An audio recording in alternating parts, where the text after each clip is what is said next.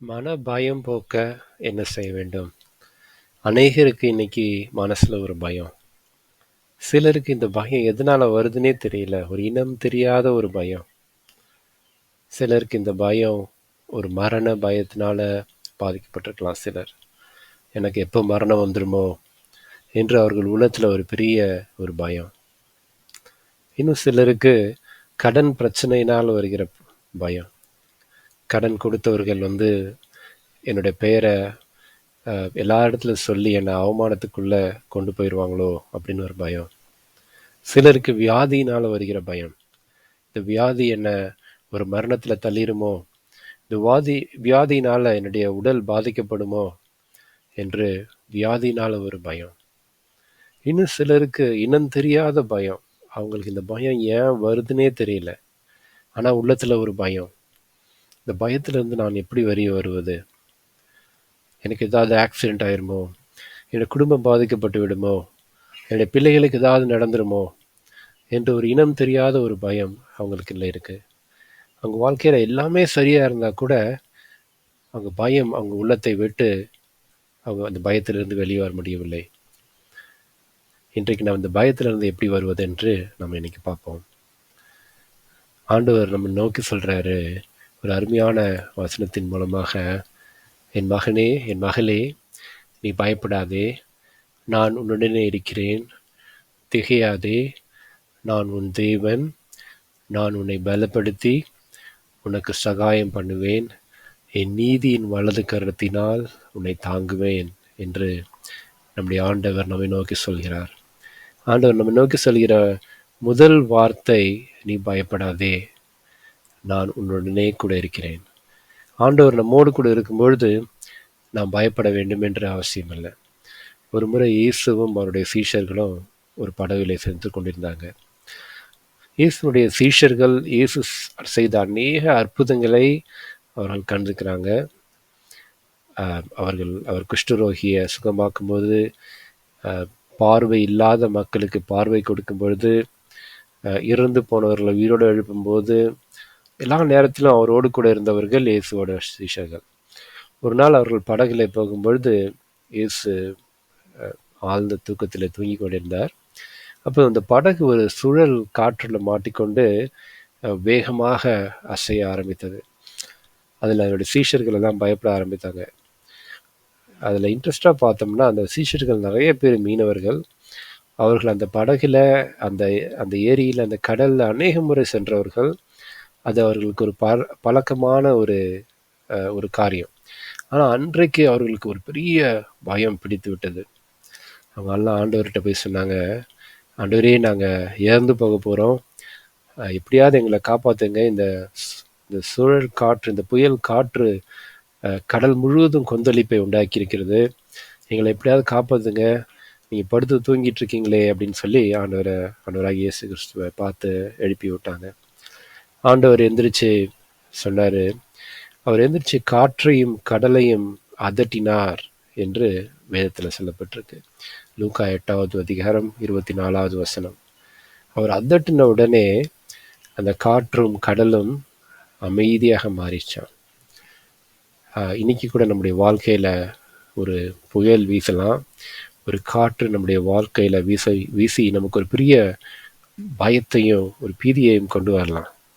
ஆனால் காற்றையும் கடலையும் புயலையும் அடக்கக்கூடிய நம்முடைய ஆண்டவர் இன்றைக்கு நம்மோடு கூட இருக்கிறார். நம்ம அதற்காக பயப்பட வேண்டாம். அதை செய்தவருடைய அவருடைய சீஷர்கள் ஒரே ஆச்சரியப்பட்டு, காற்றும் கடலும் கூட இவருக்கு கீழ்ப்படிதே என்று ரொம்ப ஆச்சரியப்பட்டாங்களாம். இன்றைக்கு நாம் கூட அநேக நேரத்தில் இயேசுவை பார்த்து நம்ம சொல்வதில்லை, இயேசுடைய ஹெல்ப் நம்ம கேட்கறதே இல்லை. ஆண்டவரே, எனக்கு ஹெல்ப் பண்ணுங்க, என்னுடைய மனதில் ஒரு பயம் இருக்குது, இந்த பயத்தை விட்டு நான் வெளியே வரணும் அப்படின்னு சொல்லி நம்ம யாரும் ஆண்டவர் இடத்துல போய் ஜெபிக்கிறதே இல்லை. நம்ம ஜெபிச்சோம்னா ஆண்டவர் நமக்கு ஒரு மன அமைதியை கொடுத்து விடுவார். எபிரேயர் 2வது அதிகாரம் 15வது வசனத்தில் இப்படியா சொல்லப்பட்டிருக்கு, ஜீவ காலமெல்லாம் மரண பயத்தினாலே அடிமைத்தனத்திற்குள்ளாவர்கள் யாவரையும் விடுதலை பண்ணும்படி இயேசு இந்த உலகத்தில் மரித்தார் என்று அந்த வசனம் தொடர்ந்து வாசிக்கும் பொழுது நீங்கள் படிக்கலாம். நம்ம மரண பயத்திலிருந்து நம்ம எல்லாரையும் விடுதலையாக்குவதற்காக இயேசு சிலுவையிலே மரித்து தன்னுடைய ஜீவனை கொடுத்தார். அவர் ஜீவனை கொடுத்ததுனால அவர் தைரியமாக சொல்ல முடிந்தது, மரணமே உன் கூர் எங்கே, பாதாளமே உன் ஜெயம் எங்கே என்று சொல்லி. நம்ம எதற்குமே நம்முடைய வாழ்க்கையில் உள்ள சிச்சுவேஷனை குறித்தோ, ஏற்ற தாழ்வுகளை குறித்தோ, புயல் காற்றுகளை குறித்தோ நம்முடைய மனம் கலங்க வேண்டியதில்லை. ஆண்டவர் நம்மோடு கூட இருக்கிறார். ஆண்டவர் நம்முடைய எல்லா பிரச்சனைகளிலிருந்தும், நம்முடைய பயத்திலிருந்தும் இன்றைக்கு நமக்கு விடுதலை கொடுக்க போகிறார். இன்னொரு வசனம் சொல்லி நம்ம ஜெபிக்க போகிறோம். 2 தீமோத்தேயு 1:7. தேவன் நமக்கு பயமுள்ள ஆவியை கொடாமல் பலமும் அன்பும் தெளிந்த புத்தியும் உள்ள ஆவியை கொடுத்திருக்கிறார். நமக்கு ஒரு பயமுள்ள ஆவியை ஆண்டவர் கொடுக்கல, தெளிந்த புத்தியுள்ள பலமும் அன்பும் கொண்ட ஒரு ஆவியை நமக்கு கொடுத்திருக்கிறார். பரிசுத்த ஆவியானவரை நமக்கு கொடுத்திருக்கிறார். நாம் சேர்ந்து இப்போ ஜெபிக்க போகிறோம். ஆண்டவரே, என்னுடைய பயத்தை என்னுடைய உள்ளத்திலிருந்து எடுத்து போடுங்க ஆண்டவரே என்று நம்ம ஆண்டவர் இடத்துல போய் கேட்க போகிறோம். இயேசு நம்மோடு கூட இருக்கிறார். காற்றையும் கடலையும் அதட்டின தேவன் இன்றைக்கு நம்முடைய வாழ்க்கையில் இருக்க எல்லா விதமான புயலையும் அதட்ட நம்மோடு கூட இருக்கிறார். நம்ம ஆண்டவர் இடத்துல போய் ஜெபிப்போமா? உங்களுடைய சூழ்நிலை எப்படிப்பட்ட சூழ்நிலையாக இருந்தாலும், நீங்கள் எப்படிப்பட்ட சிச்சுவேஷன் இருந்தாலும், இயேசு இன்றைக்கு உங்களோடு கூட பேச விரும்புகிறார். நாம் இன்றைக்கு இயேசுவை நம்முடைய உள்ளத்தில் அழைப்போம். நம்ம குடும்பத்தில் பிரச்சனையா, நம்ம குடும்பத்துக்குள்ளார இயேசுவை இன்றைக்கு அழைப்போம். ஆண்டவரே, எங்கள் குடும்பத்துக்குள்ளே வாங்க, என்னுடைய வாழ்க்கையில் வாங்க, என்னுடைய பிரச்சனைகள் மத்தியில் நீங்கள் வாங்க ஆண்டவரே. என்னுடைய மனதை ஒரு அமைதியினால் நிறைத்து கொள்ளுங்க. என் வாழ்க்கை மாறட்டும், என்னுடைய வாழ்க்கையில் இருக்கிற பயம் எல்லாம் மாறட்டும் ஆண்டவரே என்று சொல்லி நம்ம இப்போ ஜெபிக்க போகிறோம். சேர்ந்து ஜெபிக்க போகிறோம். நீங்கள் ஆயத்தமா? எங்களுடைய கைகளை உங்களுடைய மனதின் மேலே கைகளை வைத்துக்கொள்ளுங்க.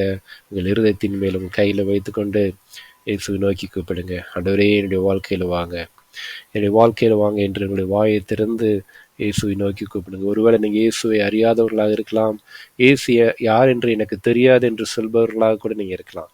ஆனால் இயேசு இன்றைக்கு உங்களோடு கூட இருக்கிறார், உங்கள் வீட்டில் இருக்கிறார். நீங்கள் எந்த இடத்துக்கும் போக வேண்டாம்.